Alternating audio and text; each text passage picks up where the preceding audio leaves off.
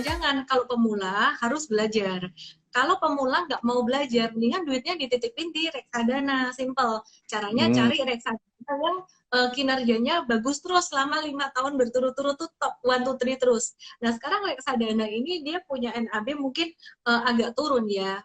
Mungkin kalau Anda investasi reksadana di tahun lalu, pasti sekarang rugi gitu. Tapi kalau Anda masuk sekarang, saya percaya nanti tahun depan juga bagus reksadana saham, reksadana ekuitas. Dan Anda harus lihat reksadana yang selama 5 tahun itu top terus. Nah, itu saya nggak bisa ngomong. Nah, itu teman-teman bisa lihat di google.com aja ada tuh banyak gitu. Ya, jadi kalau yang pemula di saham harus belajar memang.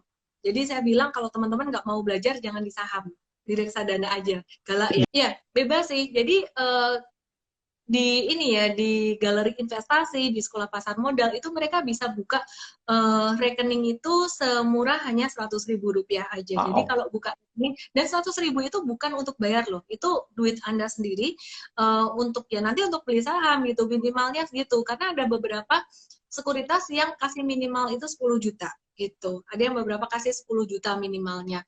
Nah, buat mahasiswa buat yang masih pemula banget mungkin itu nggak terjangkau. Tapi kalau kita lihat IDX benar-benar very sportif banget, 100.000 ini bisa banget. Dan apa bisa untung sih 100.000? Saya ada post satu video di TikTok.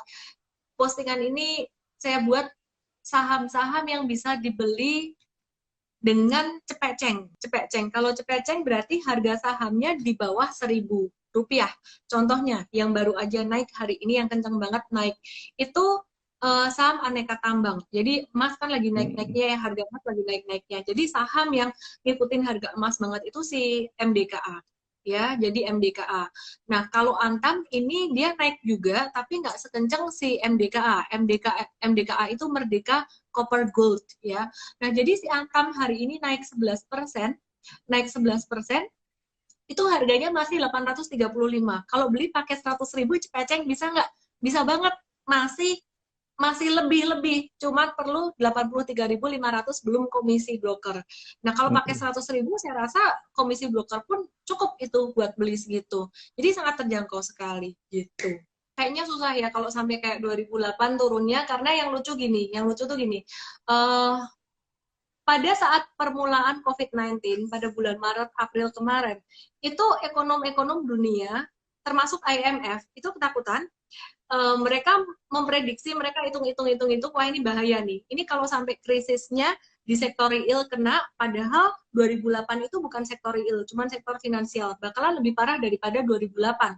Semua ngomongnya bakalan lebih parah dari 2008, mau IMF, mau World Bank, mau OECD, ya. Jadi bahkan banyak yang membandingkan dengan 1929, krisis yang parah banget. Tapi karena mereka tahu bakalan parah, maka yang dilakukan adalah semua kebijakan moneter dan fiskal itu dilakukan secara gila-gilaan, langsung keluarin semua senjatanya. Beda sama tahun 2008 waktu itu. Jadi kalau bulan Maret 2020 ini langsung semua senjata ibarat dikeluarin semua, pertolongannya keluarin semua.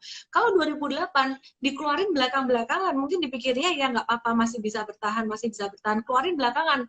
Nah, tahun ini Bank Sentral seluruh dunia itu jor-joran banget termasuk Indonesia juga meskipun Indonesia masih belum sebesar negara-negara lain gitu ya di dalam memberikan stimulus.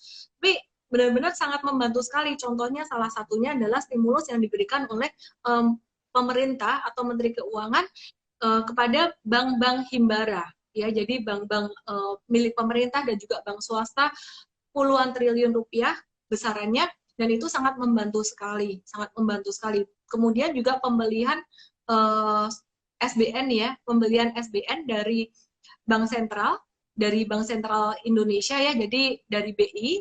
Nah, itu juga sangat membantu sekali untuk memberikan biaya buat pemerintah ya, untuk memberikan uang buat pemerintah supaya bisa kasih stimulus buat Indonesia gitu.